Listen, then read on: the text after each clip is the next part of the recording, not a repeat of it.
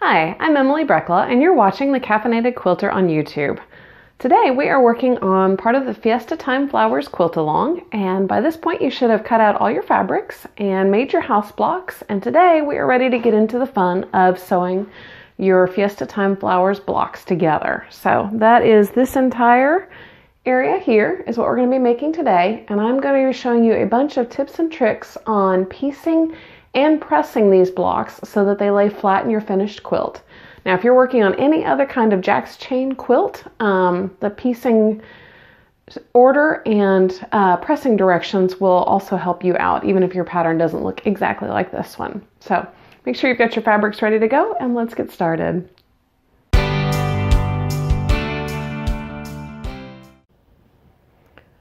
Okay, so to make your Fiesta Time Flowers block, you're going to need one of your large colored hexagons and 6 diamonds in a color that matches your hexagon.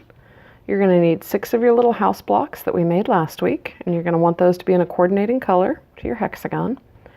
You're also going to need 6 of your little the gray triangles that are in the setting units, and 3 of your polka dot squares. Mine are all different colors. Yours will probably be the same depending on how you did it.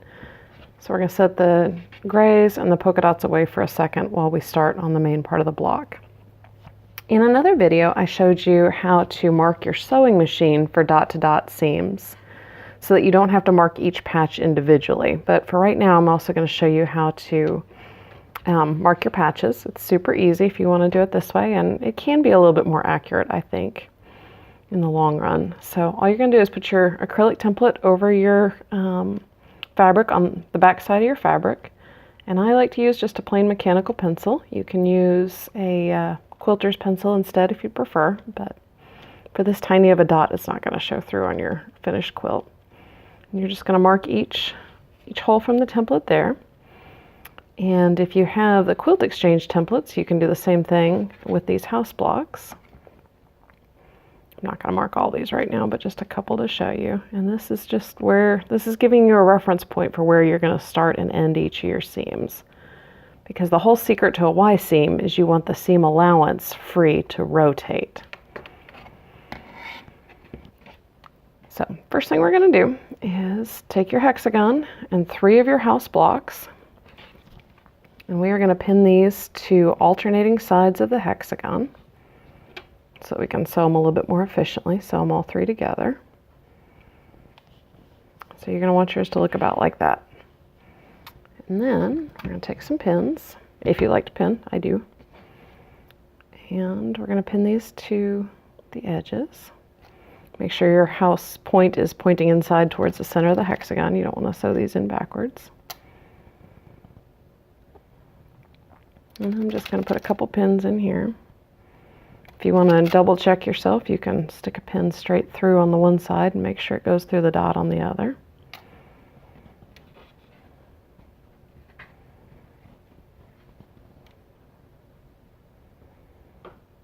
And then we're just going to keep going around. And you'll find as you do more of these that you really get to the point where you can kind of eyeball where that seam starts and stops.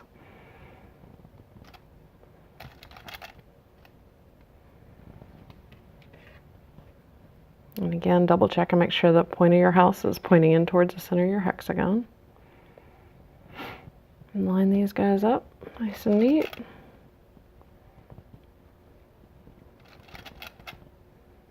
And then we'll take this unit to the sewing machine in just a second, and I want to show you one other unit we're going to do at the same time. This is going to involve your diamonds and your other 3 house blocks.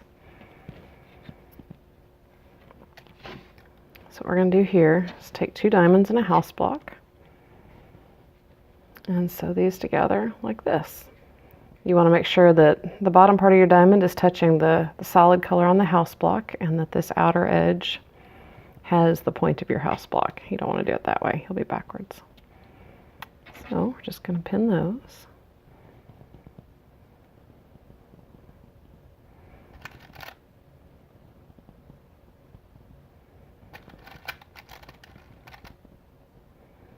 And I like to just take the other one to the sewing machine and sew it, but you can also move this one out of the way.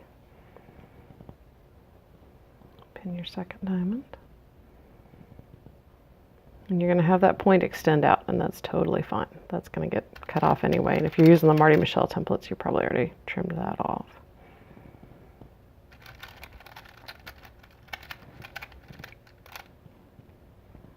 Okay, and then you're going to do that 2 more times, so you have 3 of these little units. And then we're going to go to the sewing machine and sew our first Y seams. We can do this. Okay, so here we are at the sewing machine. And if you watched my video about marking hexagons, you know why I've got the washi tape there. That's just to kind of give me another reference on how to do these. And what we're going to do to sew your Y seam, you're going to have to bear with me because it's hard to look around the camera and see all these little finicky spots. You are going to position your hexagon with the house blocks on top of it so that you're a 1/4 inch in. And you're starting right on that dot. You should be able to see that right in there on your sewing machine. It's harder to see on mine. And what I like to do is start with a shorter stitch length when I'm beginning and ending a Y seam. I have a Janome Memory Craft 6600, and I have just programmed in a stitch length of 1 on one of my memory keys, so I just switch between those. You can also backstitch and or stitch a couple stitches forward and then backstitch, or do a lock stitch. Basically, you just need to do something at the beginning and ending of each of your seams so that they don't come unraveled when your quilt is finished. When you're sewing traditional blocks with squares, your seams crisscross at the edges, and that kind of secures them. So this is just an extra step we need to do with hexagons to make sure that they don't come apart. And you're just going to take a couple stitches, like I said, if you do a shorter stitch length,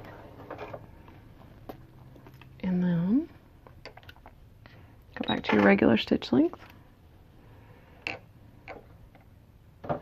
and sew along just like you normally would on a regular seam. We're through the hardest part of the Y seam, just finding that beginning and ending point.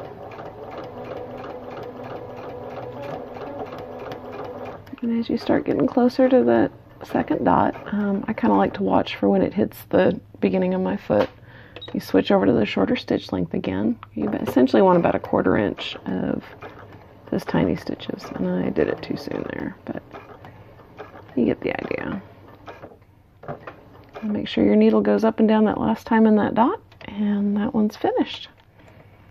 So I'm going to take that and trim this. And you've got your dot to dot seam. So it starts and stops 1/4 inch in from the edge of the square. And we're just going to keep on doing that all the way around.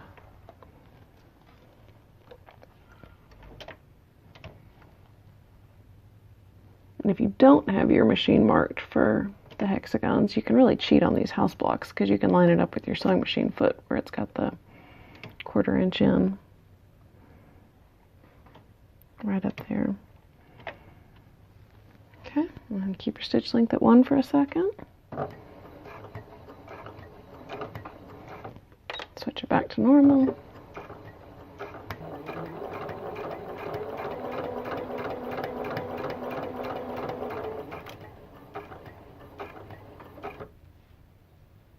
And then to finish off the seam, you're going to go back to that super short stitch length.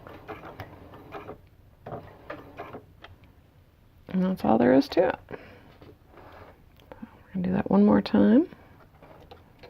Actually, I didn't show you that on the video, but you're going to do that for your third one too. This side here, same way. And now let's show you how to do those kind of little fun, almost wing looking blocks. Okay, so this one's got the 2 diamonds. We're going to push the one we're not sewing out of the way so we don't accidentally sew over it. And again, you're going to line this up. So you're starting your seam 1/4 inch in from the edge of the fabric. And keep your stitch length at 1 for a few seconds. Okay, switch back to regular.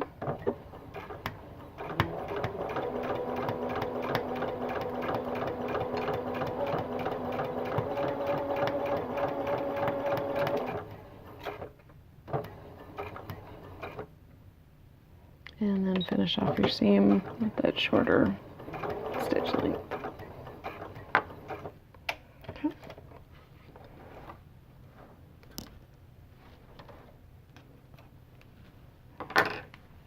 And then you want to move that first diamond you just sewed out of your way so you don't catch it on the second seam.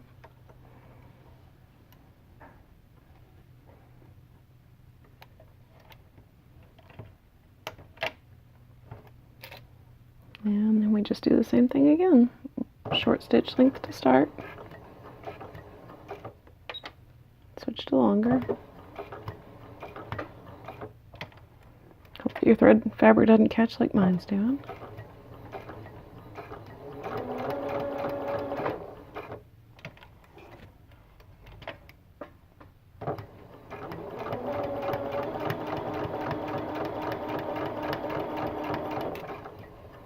As we get close to that end, we're going to go back to the short stitch length. And there we go. So you just need to finish that up with your other two house blocks with the diamonds attached, and then we will go back to the cutting table and show you how to press these guys. Alright, let's press our units. First, let's take the hexagon with the 3 house blocks sewn to it, and you're going to flip that to the wrong side. And on these 3, we're going to press the house blocks in towards the hexagon. So don't have to worry about pressing to the dark side or the light side or anything else. The idea with Y seams is that we want to make them all swirl and lay flat. So this will make more sense once we have the other ones attached. Get those all, and really take your time to do this well because it will help your quilt not pucker in the end. Okay, and then you can flip it over and give it a little quick press from the front too.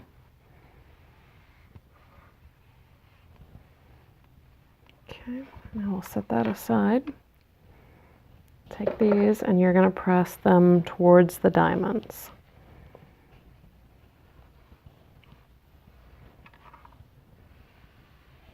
So both sides away from the house.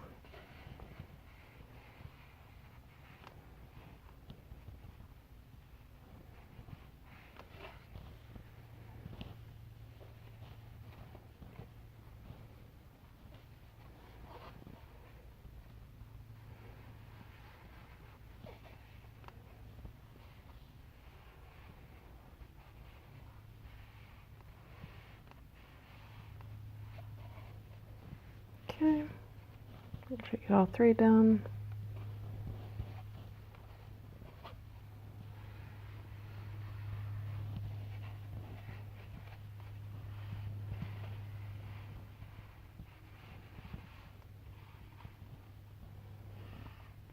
You kind of want to watch when you're pressing. These little unsewn corners can get all kinds of bent and messed up. You want them to be as flat as you can.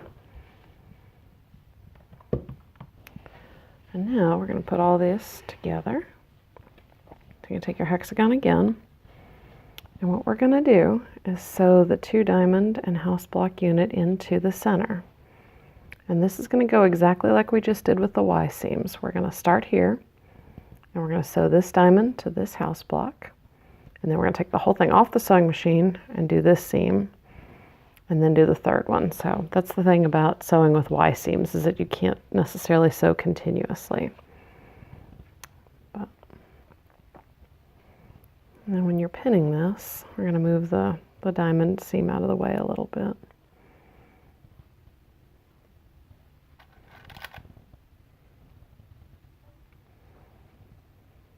You can see in here where those, I really want to show you this well, where the seams are unsewn, you can kind of pull it a little bit and twist it so that your diamond fits in there perfectly, and kind of nestle it in that groove between the 2.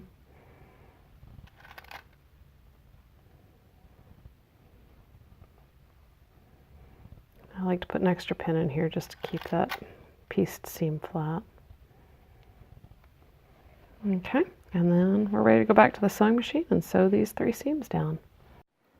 Okay, so I've got my diamond set up where I'm using my washi tape up here to make sure I'm in the right spot. And we're going to do just like we were doing previously. We're going to start with a 1-inch stitch length and then move on to our bigger one.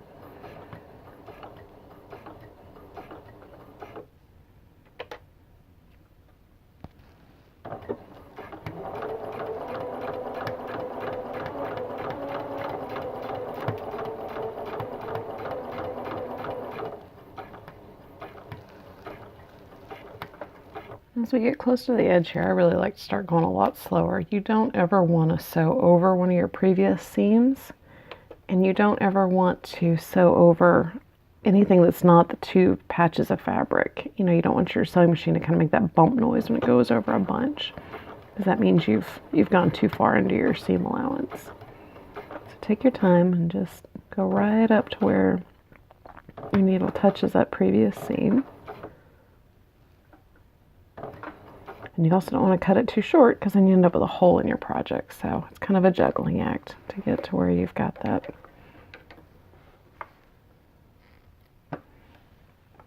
And you can see here, the new seam just barely comes up and touches the old one. And then we're going to take this whole thing out from underneath the sewing machine and pivot it. Now you want the bottom of your house block to touch the bottom of, or to touch your hexagon. So, and this is the beauty of Y seams right here. This is so cool because you can make it move like that. You can just kind of swirl it around and line it up. And again, I really like to pin on all these. It just, you're dealing with so many layers and things. It's just easier. So again, you're going to look right in here and see where those two ends of the seams, you want them to just line up exactly right. And I like to stick my pin in all the seam allowances to keep them kind of out of the way.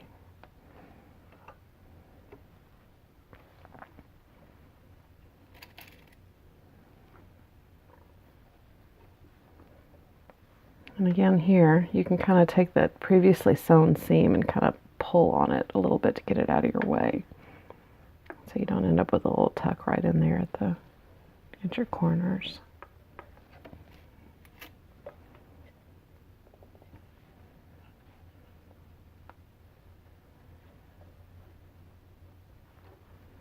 Okay, that all looks good. I can see my start and stop points. That's another nice thing as you get to doing this more often, is you don't even have to mark everything, because once you've started sewing stuff together, you'll be able to see where your seams are from the previous ones. And that's another good reference point. And I will tell you here, when you're sewing these that have that bulkier, you can see here there's like 4 or 5 seam allowances going on. Sometimes I find those kind of get jammed up in here in your sewing machine. So if you pin starting from the back side, if I can catch these, it kind of just raises up that whole seam allowance section a little bit so that it's less likely to get stuck in your machine. Do you see how that kind of makes it a little bit rounded almost? So it kind of rolls up and then you don't have to worry about it lumping up underneath as much. You're going to set that down right where your needle is going to go down exactly where that last seam was. And your 1-inch stitch length, or lock stitching or back stitching, whatever you're comfortable doing. And switch to a longer stitch.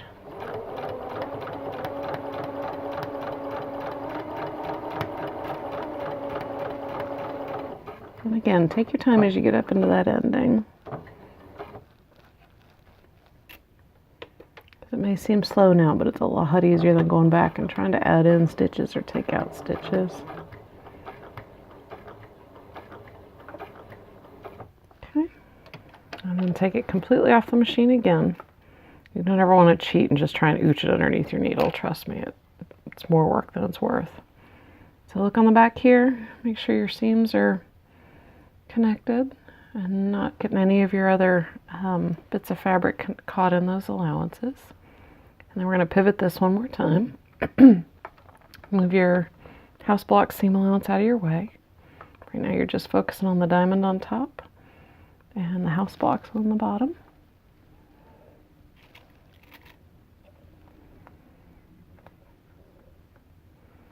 And by the time you've done all these for the quilt, you're going to be such an expert at sewing Y seams.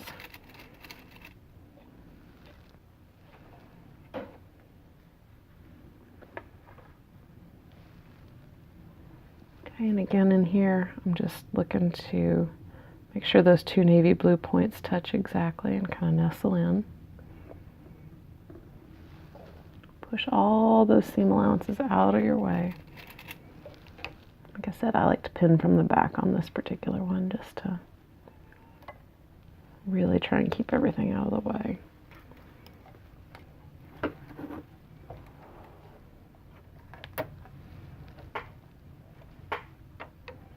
What's nice is if you're sewing 2 of these blocks at a time, you can kind of chain piece it where you're not having to constantly fight with trimming your threads like I'm doing here. You can just sew one, adjust the next one, sew it, and alternate them that way.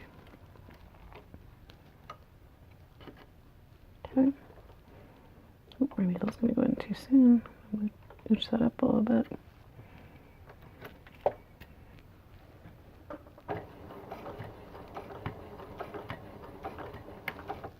Short stitch, long stitch.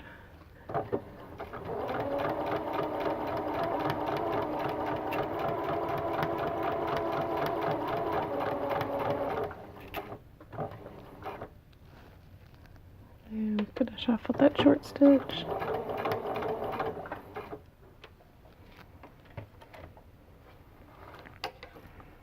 And that is all there is to it. You did 3 Y seams all at once. You can kind of open it up.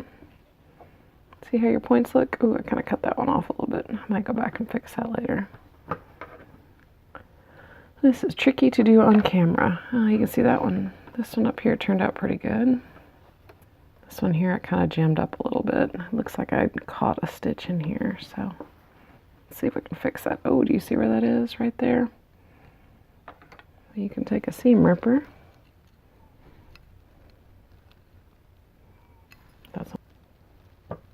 And this is the nice thing of having a 1/4 inch of those tiny seam stitches, is that if you have to take out 1 or 2 of the last ones, you don't necessarily have to take out the whole thing. But I think I actually put a pucker in there, so I'm going to have to go back and fix that one. But you're essentially going to keep doing the same thing on the other 2 sides of this block with your 2 remaining diamond and house block units. And then we will go back to the pressing table and get that all pressed up and swirled. Okay, so now we have the main part of our block all sewn together, and you can tell it's kind of puffy in the middle, so we're going to go ahead and press this out.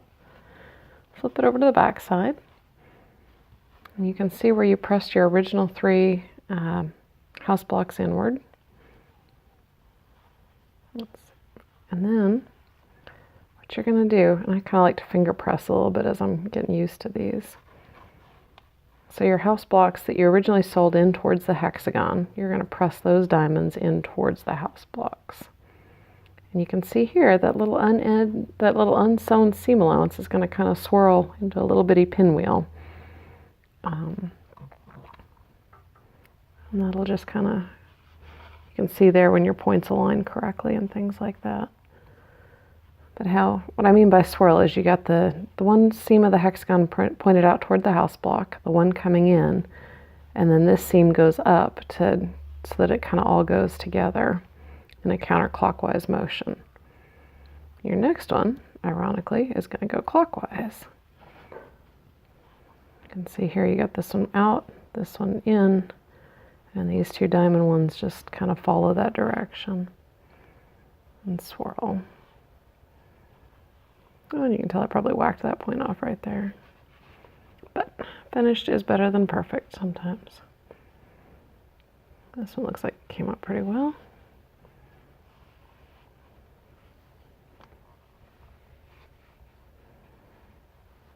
And swirl this one. And kind of smash it down in the middle a little bit.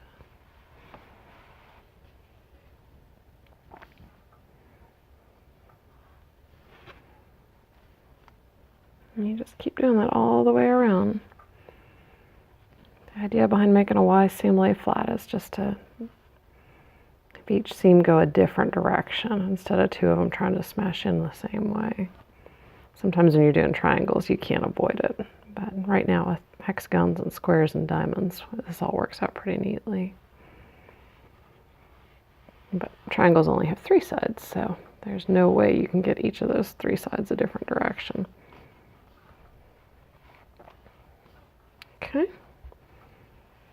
and there is our star block, all nice and super flat. I'm going to flip it over and see how we did on points. And overall, not too shabby.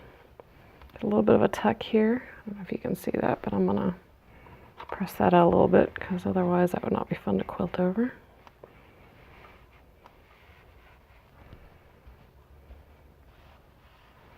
Okay, and now we're just going to do 3 setting units. If we went and did setting units on all 6 sides, then you would end up, they wouldn't tessellate very well together when you're putting the entire quilt together. So what we're going to do is we're going to put setting units on 3 consecutive sides.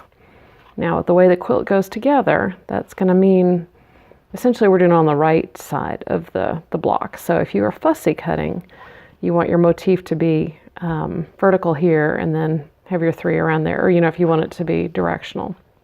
So keep that in mind. These guys obviously go all different directions, so we can kind of do it how we want to. And then to make these setting units, you're going to take your polka dot squares and your gray triangles. And we're going to go back to the sewing machine and just sew these on, again, pretty much the same as what we've been doing with the Y seams. You're going to sew and kind of line these up a little bit, and you can see how the square extends just a tiny bit past the diamonds. But we're going to sew 1 triangle to opposite sides of each of these squares. And this needs to be a Y seam too, because it's going to have to pivot when we put it in the main quilt. But I'm not going to show you how to sew these again because this is the same as when you were sewing your house blocks and diamonds. So we're just going to do that for all 3, and then we'll come back and show you how to put them on here. So I'm going to share with you my favorite trick of this entire quilt. We've just pieced these blocks here and pressed them, and in a traditional hexagon quilt, it would be kind of a challenge to put these blocks together where all the seam allowances swirled correctly. You're going to end up a lot of times just kind of having to make corrections and piece some things different ways. But what is really fun about this one is that all of these blocks are joined by these setting blocks. So to make your life easier and to make it where you don't have to worry about which direction where your seam's angling in the big blocks, what I did with this one is took these little setting units and pressed them open. And that just makes it to where these can attach to any other block, any direction, and it won't mess you up. So certainly if you prefer to press to one side or the other, you are welcome to do that. You would have to alternate, so on a block like this, where this one is pressed in towards the square house block, you would want to make it press outwards. And vice versa. But to me, it is just so much easier not even to worry about which blocks are what way and just press these guys open. And then you do have to pin them, to keep that, keep that seam allowance open when you sew through it, but it's not very hard. I'm going to show you how to do that. We're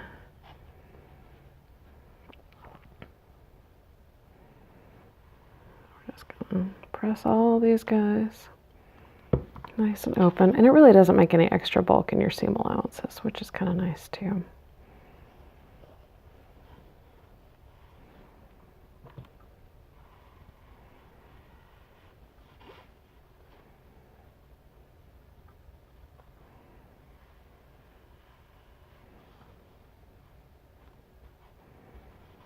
Okay, so now we got your 3 little units, and remember on yours, these random colors are going to be your polka dotted fabric. And again, if you have a directional print that you want to be a certain way, you're going to want it to be, this right side up here.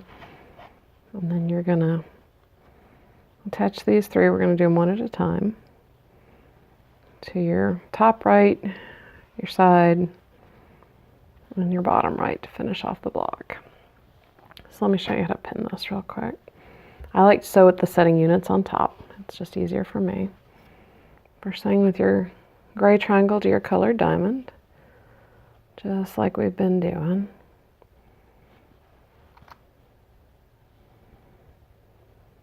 I'll pin that here. And then you're going to notice where this seam intersection, you got your little gap there, and you can nestle this guy straight in with that open seam allowance.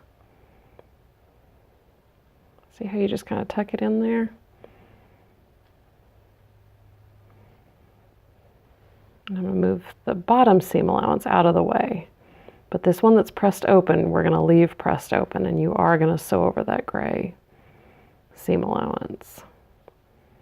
But the other cool thing about doing it this way is that as you're sewing along, you know when you hit that seam allowance, that's your 1/4 inch indicator to start switching to your shorter stitch length. Then you're going to just stitch right up to where that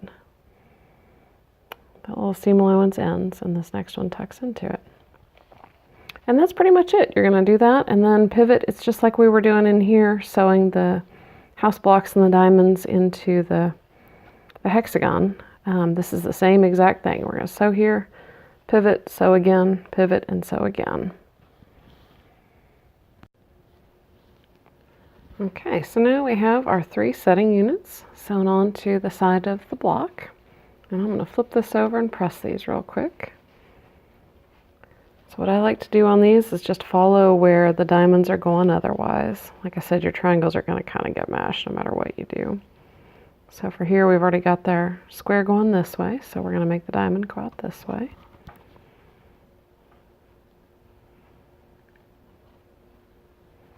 You're going to press carefully here so you don't accidentally mash up your nice little point from your house block. And then this one's going to go the opposite way, and you can see those pressed open seams just lay so nicely, right flat bottom on them. So they really play well with the other ones. I don't think I'd do a whole hexagon quilt that way, but it works for the setting blocks pretty well.